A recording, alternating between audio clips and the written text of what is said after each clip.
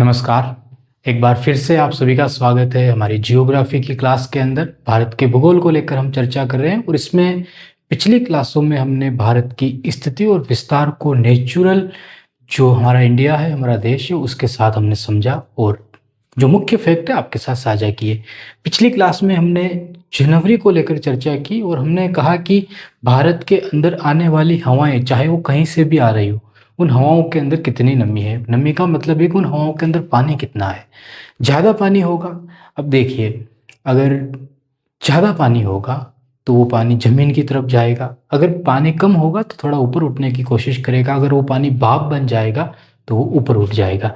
यही हवाओं के साथ होता है कि अगर हवाओं के अंदर काफ़ी ज़्यादा पानी है, मतलब ज़्यादा नमी है, ज़्यादा आर्द्रता है, तो वो हवाएं सतह के बिल्कुल टच रहती है। जैसे कि ओस की बूंदें होती है बिल्कुल, लेकिन वहाँ पे अगर गर्मी पड़ने लगे तो ओस की बूंदें भाप बन के उड़ जाती है। ठीक है, वहाँ पे कोई ओस हमको नज़र नहीं आती है। फिर यही होता है। तो हवाएं जितनी भारी होगी ज़मीन की तरफ होगी, जितनी हल्की होगी आसमान की तरफ जाएगी।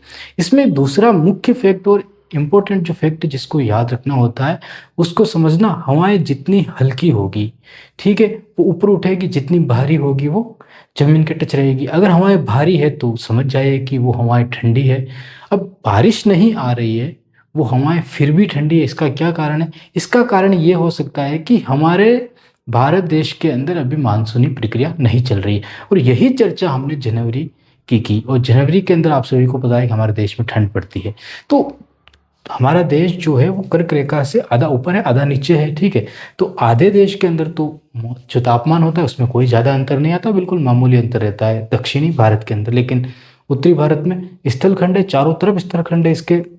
इधर देश है वो भी स्थल वाले हैं, इधर भारत अपना पूरा स्थलखंड है और इधर भी देश जो स्थलखंड है। तो वहाँ पे ज़्यादा गर्मी पड़ेगी तो ज़्यादा ठंड भी पड़ेगी, सिंपल सी बात है। ठीक है, अगर समुंदर है तो धीरे गर्म होगा, धीरे ठंडा होगा। कोई स्थल है तो ज़्यादा तेज़ ठंडा होगा, ज़्यादा तेज़ गर्म होगा। तो ये चीज़ें हमने जनवरी के अंदर काफ़ी अच्छे से समझी। आज हमारी बात करनी है जुलाई को लेकर, क्योंकि जुलाई के अंदर आप सभी को पता है कि आपके घरों के अंदर एसी चालू हो जाती है, पंखे चालू हो जाते हैं और फुल स्पीड में, जो मतलब आप ये सोच रहे होते हो कि 5 पे चल रहा है, इसको 10 पे कैसे चलाया जाए, तो ऐसी स्थितियाँ बनने लगती है। तो जुलाई की हम बात करते हैं। लेकिन यहाँ पे एक चीज़ को समझना, जुलाई वो महीना है जहाँ पे मानसून आने की प्रक्रिया शुरू हो जाती है। ठीक है, जहाँ पे क्या होता है कि मानसून आने की प्रक्रिया शुरू हो जाती है। अब हमारे देश के अंदर जो गर्मी की शुरुआत होती है वो अप्रैल महीने से शुरू हो जाती है। अब अगर हम तापमान की बात कर रहे होते, हमने की है तापमान की बात, पिछली क्लास में हमने क्लास डाल रखी है कि तापमान अप्रैल में तापमान कैसा होता है। अगर हम तापमान की बात कर रहे होते तो हमें जुलाई की नहीं अप्रैल की बात करनी होती। क्यों? क्योंकि अप्रैल से ही हमारे देश के अंदर गर्मियाँ शुरू हो जाती है। लेकिन अगर हमको मानसून की बात करनी है तो हमको जून की बात नहीं करनी होगी, हमें जुलाई की बात करनी होगी। क्योंकि मानसून का जो आना होता है वो जुलाई में हमारे देश में आना होता है। तो इसलिए शुरुआत जो हो रही है उसकी हमको बात करनी होती है। ठीक है, तो हमने अप्रैल की बात नहीं की यहाँ पे और जुलाई की बात की। तो अब हमारी क्लास को अच्छे से समझना और इसको अच्छे से मतलब दिमाग में बिठाना है इसको, क्योंकि काफ़ी अच्छी क्लास होगी है। हम आर्द्रता के ऊपर बात करेंगे और चर्चा करेंगे। अब देखना यहाँ पे, मान लीजिए जुलाई का महीना है, 1 तारीख है, सुबह के 8:30 और 9 के बीच का टाइम है। ठीक है, ईयर कोई सा भी हो सकता है, हर साल जुलाई आती है तो कोई सा भी ईयर हो सकता है। इस टाइम है, इस टाइम पे इस टाइम पे हमको बात करनी है आर्द्रता की। ठीक है, या नमी कह दो, नमी की, या फिर ह्यूमिडिटी की, ह्यूमिडिटी की। ठीक है, ये जो है इंपॉर्टेंट पॉइंट, इनकी बात करनी है। अब आप सोचिए, भारत के अंदर जुलाई के महीने में सूर्य की स्थिति कहाँ पे होगी? तो हमको एक पृथ्वी बनानी पड़ेगी हमारी, वापस बड़ी बनाते हैं आज थोड़ी। मान लीजिए कि हमारी पृथ्वी है। ठीक है, पृथ्वी के ऊपर एक हम रेखा बनाते हैं, 0 डिग्री लाइन। हमें कोई तारीखें पता नहीं है अभी, कोई मतलब झंझट नहीं है, हम सिर्फ सिंपल समझते हैं इनको। ये स्थिति बनी। ठीक है, स्थिति बनी। अब आप बताइए कि हमने इतनी क्लासें ली, हमारा देश कहाँ पे है? तो आप कहोगे कि ये पृथ्वी को दो हिस्सों में उत्तर दक्षिण और पश्चिम पूर्व में हमने बांट दिया। हमारे देश की स्थिति कर्क रेखा ये रही, कर्क रेखा 23.5 डिग्री। तो आप कहोगे हमारे देश की स्थिति आधी तो कर्क रेखा से नीचे है और आधी कर्क रेखा से ऊपर है, तो यहाँ पे हमारा देश है भारत। अब आप आराम से बता सकते हो किस दिशा में है, किस जगह पे स्थिति है। तो भारत की स्थिति यहाँ पे है और ये एशिया महाद्वीप यहाँ से शुरू होता है, भारत से ही। तो भारत एशिया महाद्वीप का सबसे दक्षिणी छोर है और सबसे मध्य में हमारा देश ही स्थित है। ठीक है, इधर भी एशिया महाद्वीप, इधर भी एशिया महाद्वीप, ऊपर भी एशिया महाद्वीप। तो भारत की स्थिति एशिया महाद्वीप में दक्षिण में है और मिडल में है, मध्य में, दक्षिण मध्य में एशिया महाद्वीप में स्थित है। ठीक है, लेकिन अगर बिल्कुल करेक्ट हम देखेंगे तो फिर स्थिति बदल जाएगी, वो उत्तर और दक्षिण पूर्व हो जाएगी। अब समझना, यहाँ पे शुरू करते हैं। 23.5 डिग्री यहाँ पे है। अब समझना, इसको आगे चलते हैं। 23.5 डिग्री, अब सूर्य की स्थिति कहाँ पे है ये बताइए आप। जनवरी के महीने में सूर्य की शुरुआत होती है, साल की शुरुआत होती है जनवरी के महीने में। सूर्य की स्थिति कहाँ पे है?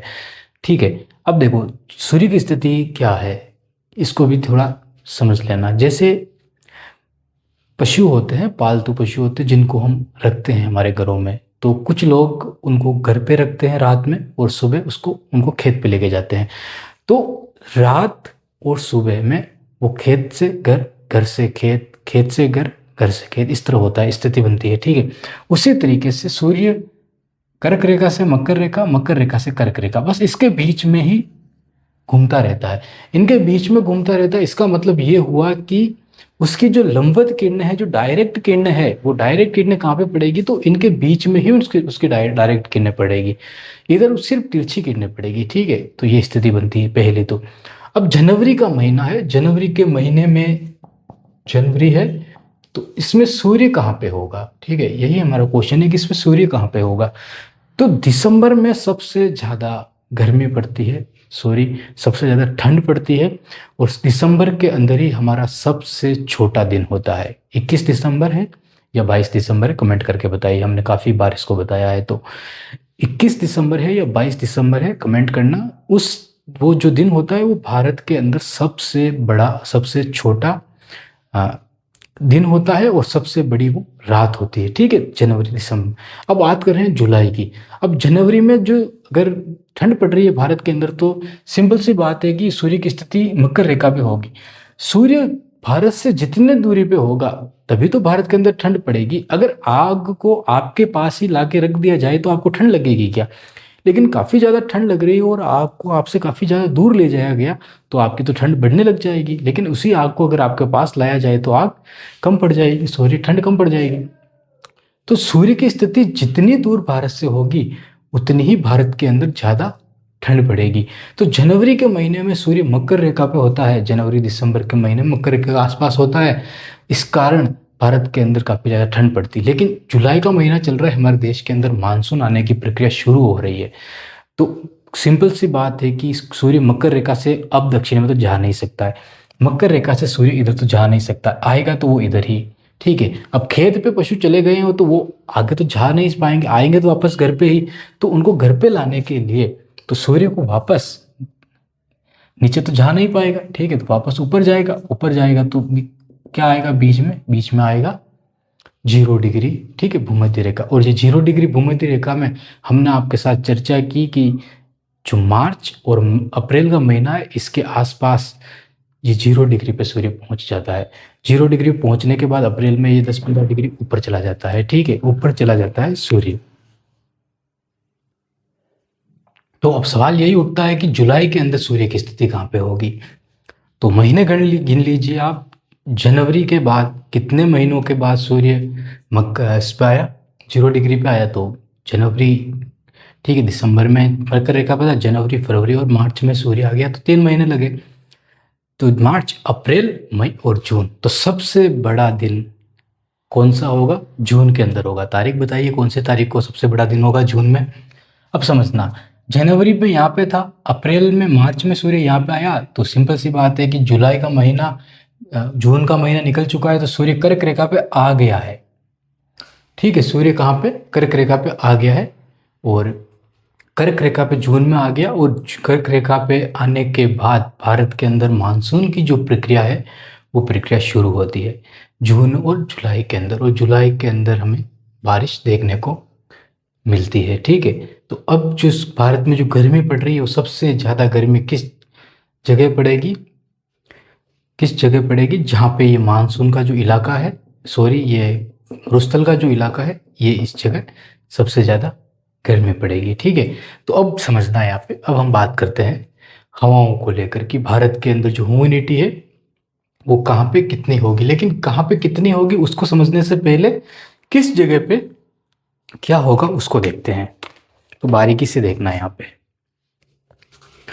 सबसे पहले तो यहाँ पे हमारा देश भारत मौजूद है। ठीक है, इस पूरी कर्क रेखा पे सूर्य की किरणें पड़ रही है, तो हवाएं इधर चलेगी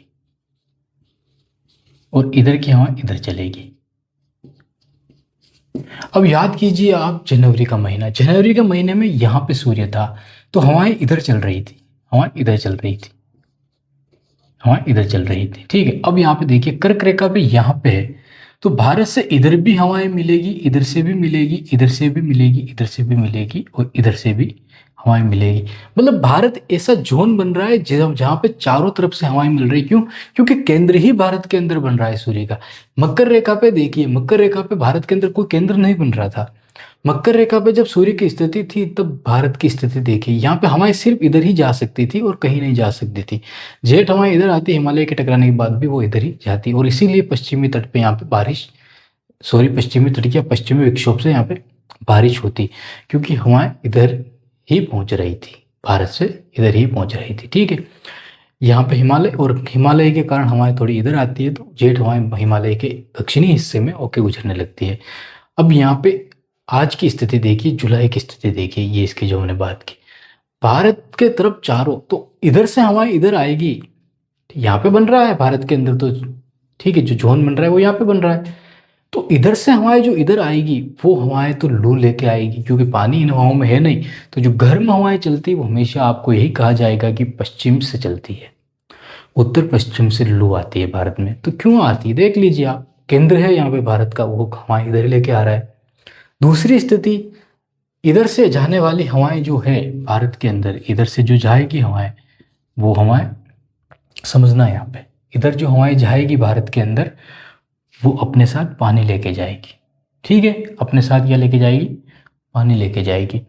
अब यहाँ पे एक चीज़ को नोटिस करना, जैसे ही ये हवाएं पानी लेके इधर जा रही है, ठीक है, तो ये जो पश्चिमी घाट है हमारा, ये वाला, ये तो हरा भरा रहेगा। लेकिन यहाँ पे अगर कोई ऊंची पहाड़ी मिल गई, ऊंची चोटियाँ मिल गई, जैसे ये गोले हमने बना रखे हैं, यहाँ पे बारिशी पानी नहीं पहुँच पाता है, तो वृष्टिछाया प्रदेश बन जाता है। ये देखो, ये वृष्टिछाया प्रदेश बनते हैं, ये गोला हो गया वृष्टिछाया। उसके बाद सब जगह समतल हवाएं होगी, क्योंकि ये हवाएं आसानी से इधर यहाँ पे पहुँच जाएगी। जहाँ पे नहीं पहुँच पाएगी हमने गोले बना दिए। अगली क्लास में हम देखेंगे कि यहाँ पे कितनी आर्द्रता होती है, लेकिन ध्यान से इस चीज़ को नोटिस कीजिए, समझ लीजिए। यहाँ पे हमने गोले बना दिए। उसके बाद देखिए कि यहाँ पे सबसे ज़्यादा वायु, मतलब कि हिट जोन बन रहा है, तो सबसे ज़्यादा जो सच्चर जोन यहाँ बन रहा है, उसके कारण क्या हो रहा है, हवाएं हल्की होकर ऊपर उठ रही, इन हवाओं को भरने के लिए यहाँ पे हवाएं पहुँचती, लेकिन यहाँ पे जब तक हवाएं पहुँचती है उनके अंदर का पानी खत्म हो जाता है। ठीक है, तो हवाएं जब तक यहाँ पे पहुँचेगी वो हवाएं सूख जाएगी और वापस ऊपर उठ जाएगी। इसलिए यहाँ पे जो हिस्सा बन रहा है, यहाँ पे इनमें भी पानी कम है या ना के बराबर, इसीलिए जैसलमेर में बारिश नहीं होती है। उसके बाद यहाँ पे बिल्कुल कम है, तो यहाँ पे थोड़ा बहुत पानी रहेगा, और उसके बाद यह हिस्सा पूरा होगा, और यहाँ पे पानी पहुँच ही नहीं पाएगा, काफ़ी ऊंचा है, और उधर की हवाएं तो पानी है नहीं उन हवाओं में, तो पहुँचेगी क्या, क्योंकि काफ़ी ऊंचा हिमालय क्षेत्र आ रहा है, तो ये भी सूखा ही रह जाएगा।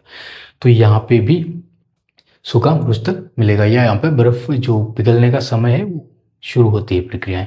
गर्मी का समय आया है, बर्फ़ पिघलना शुरू होती है, लद्दाख के अंदर बर्फ़ पिघलती है, लोग पानी का इंतज़ार करते हैं, तो वो इस मौसम यही है।